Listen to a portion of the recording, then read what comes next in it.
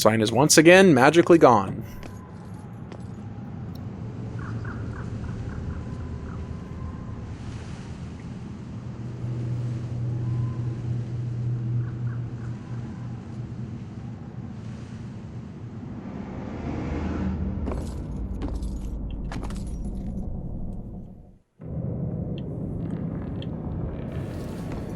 How many do we need to find? 2, 3, 8, and 10. We need 4 more.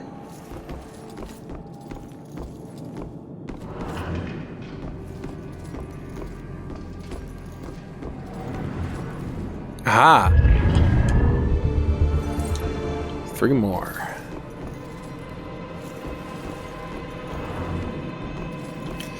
I know how it's going to be. I'm going to get to that last one, and I'm going to be pulling my hair out trying to find it. I mean, that's the way it always goes.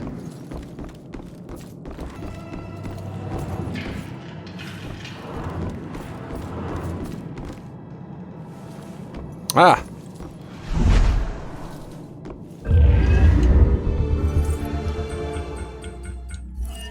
That was spellbook 3. Okay.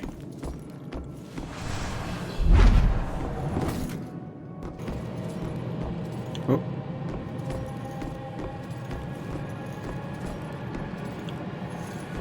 Oh, that's... I've never seen that before. Have I? I think I have. Okay. I need one final book. Let's go find it. I think it's going to be downstairs now. Be my guess.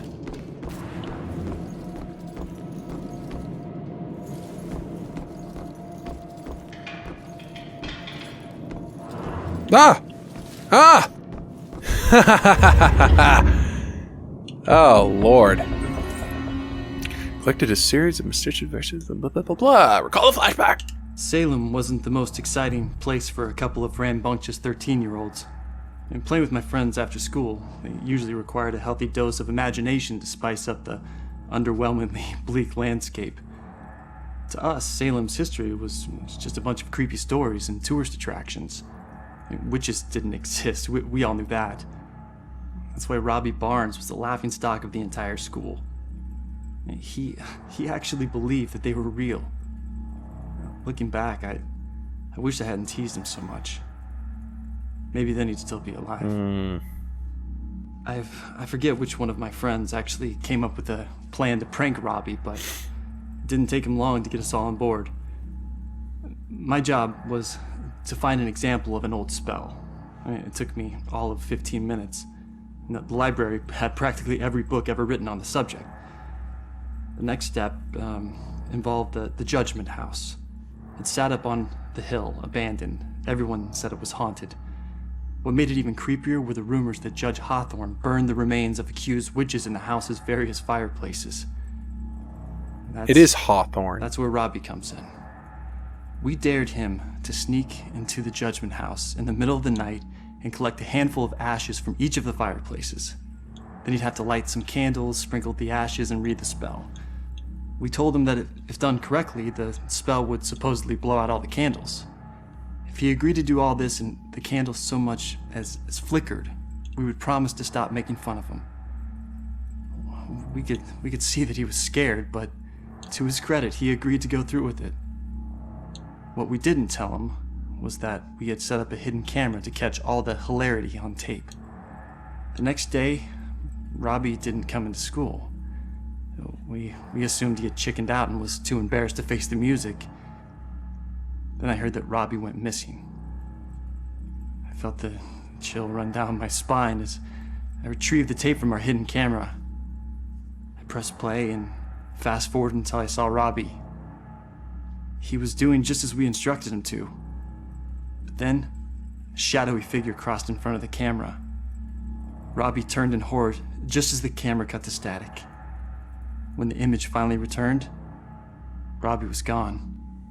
And the only sign that anything had happened at all was the now smoldering fireplace over in the corner. They got Robbie kidnapped by demons. Alright. Oh man, there's so many. Alright, let's go deal with the man in the box. Actually, let's deal with the ones in and around Salem first.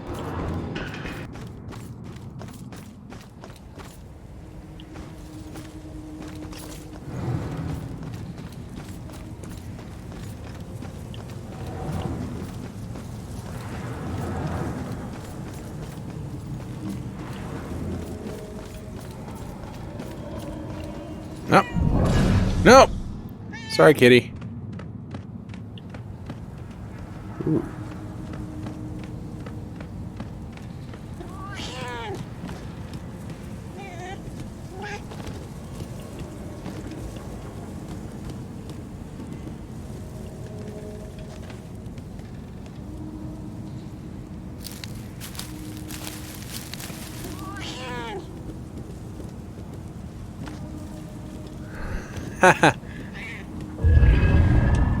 There's that one. Thank you, kitty. 5 more. Yeah, baby. I recall one being up here.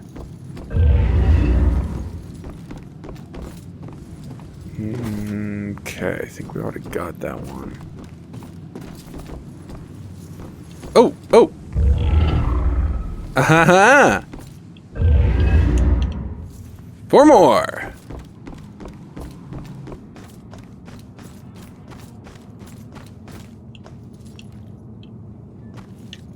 Ooh. What be this?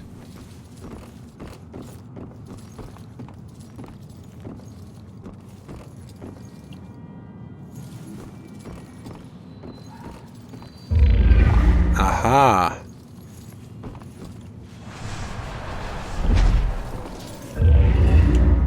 Three more! Hey, dude. You're still here, huh? Can you teleport through that hole? I can't. Oh! Okay. 2 more. Awesome. Nope. Haha. 1 more? What am I missing?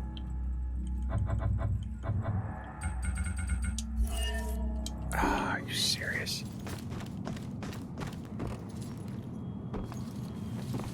Oh. Wait. Oh.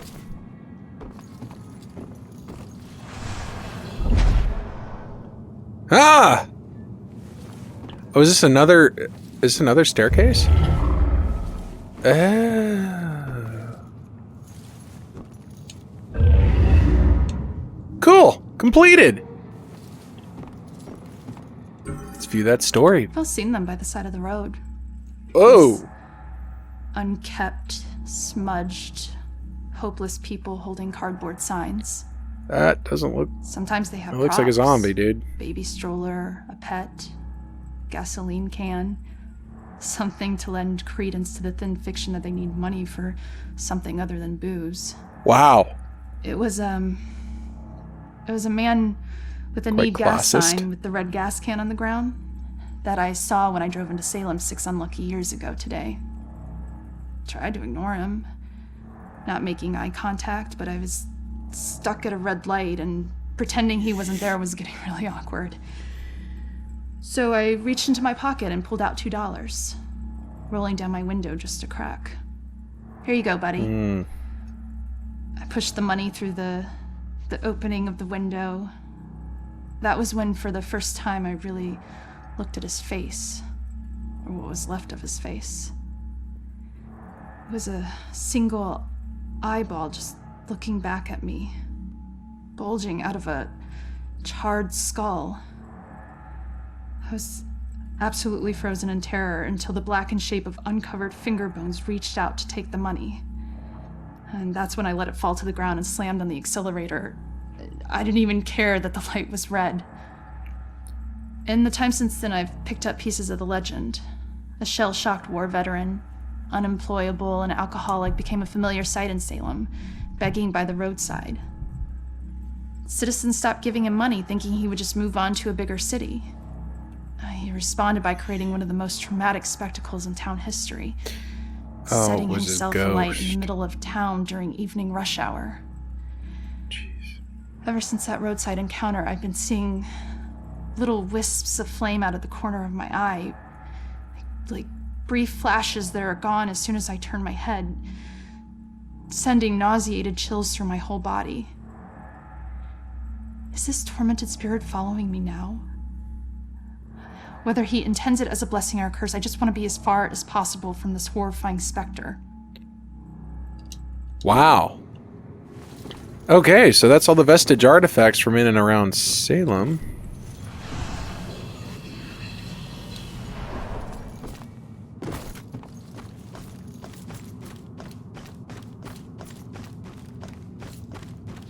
Alright, so I think that leaves the insane asylum, which, there it is. Alright, let's go look at the asylum. Need more bourbon.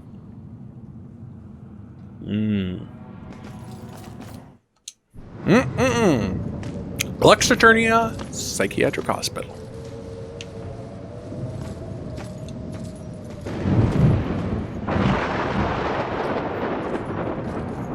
That's like their doorbell. Anytime someone walks up to the building, lightning flashes. Hey, lady.